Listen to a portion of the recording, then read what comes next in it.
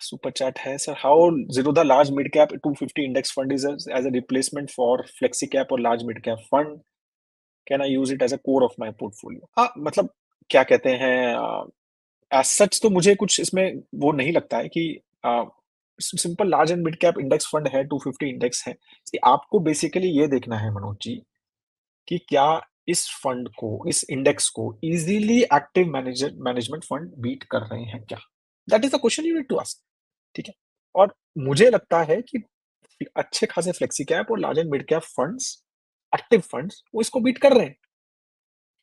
तो अगर वो उसको बीट कर रहे हैं तो फिर हम इंडेक्स में इन्वेस्ट क्यों करें. See, जैसे लार्ज कैप इंडेक्स है, उसको मेरे ख्याल से मैं अगर आप मैं जब वो देख रहा था अपना फंडोमीटर, तो बहुत ही कम एक्टिव फंड्स जो है वो उसको बीट कर पा रहे हैं. अगर आप इंडेक्स मतलब वहां पर बेंचमार्क, अगर हमारा कैटेगरी पेज देखोगे, ठीक है, तो अभी देखो मैं देखता हूँ, आपको बताता हूँ. 1 सेकेंड जस्ट.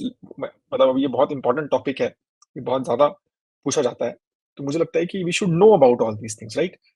तो उस हिसाब से ही हमें फिर अपनी बेसिकली कॉल्स लेनी चाहिए कि यार ये सही है या नहीं है. तो वो सारा बहुत इंपॉर्टेंट है. ठीक है. अब अगर मैं लास्ट 3 ईयर रिटर्न देखता हूँ, राइट, तो सिर्फ 4 ऐसे फंड, म्यूचुअल फंड्स हैं लार्ज कैप में जिन्होंने बीएससी 100 को से ज्यादा रिटर्न्स दिए. सिर्फ 4 है ऐसे. ठीक है. और कितने फंड्स हैं, मतलब देर मस्ट बी एटलीस्ट, मतलब मेरे ख्याल से 25-30 लार्ज कैप फंड्स होंगे, सिर्फ 4 ने बीट किया. तो मतलब ये एक ऐसी कैटेगरी हो गई है जिसमें एक्टिव फंड्स जो है आसानी से बीट नहीं कर रहे हैं इंडेक्स को, राइट. तो ये चीज हमें बेसिकली समझनी है. आपको लगता है कि भाई ये फंड कंसिस्टेंटली बीट कर रहा है, इस कैटेगरी में काफी सारे फंड इसको कंसिस्टेंटली बीट कर रहे हैं, तो फिर मुझे लगता है कि हमें नहीं सोचना चाहिए, फिर हम एक्टिव फंड में ही डालो जब तक वो कर रहे हैं. हाँ, लगता है कि नहीं कर रहे पा रहे तो फिर बात अलग है. अब जैसे BSc large cap, large mid cap एक इंडेक्स है, आई डोंट नो, ये अलग है, इनका इनका शायद एनएससी से है, मेरा बीएससी के साथ मेरा जो डेटा दिख रहा है मुझे. तो लार्ज एंड मिड कैप अगर मैं कैटेगरी में जाता हूँ, तो एक्चुअली 3 साल में सिर्फ 2 ऐसे फंड हैं जिसने इंडेक्स को बीट नहीं किया.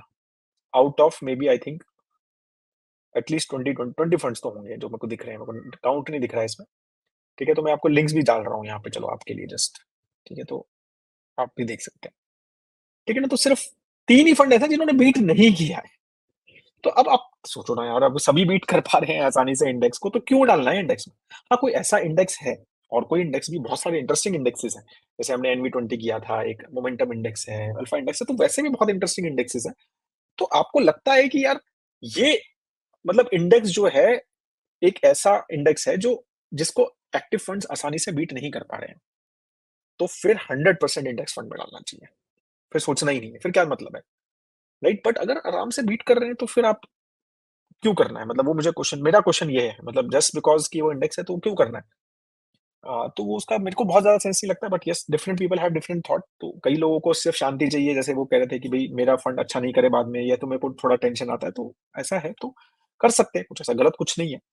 इक्विटी एलोकेशन है और एक अच्छा एलोकेशन है, अच्छा मतलब एक बहुत ही डाइवर्सिफाइड, वेल डाइवर्सिफाइड फंड है, लार्ज और मिड कैप मार्केट को कवर कर रहा है majorly. I think almost 85-90% of our market cap वो है उस फंड में, तो सब बढ़िया है, उसमें कोई दिक्कत नहीं है. और बिल्कुल आप core of A portfolio consider कर सकते हैं उसको, क्योंकि आप around 250 companies, top 250 companies India की ले रहे हैं, तो बिल्कुल कोर में है, कोर कर सकते हैं उसको, कोई उसमें कोई दिक्कत नहीं है. But again my question is कि व्हाई.